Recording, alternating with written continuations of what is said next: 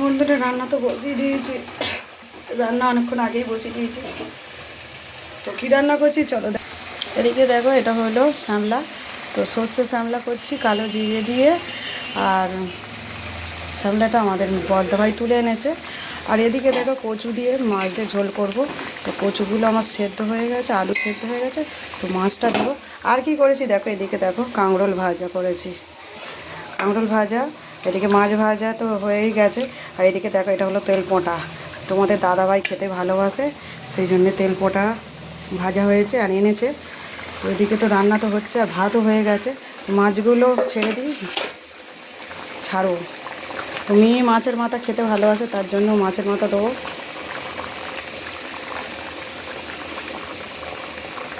তো এই হলো আজ রান্না।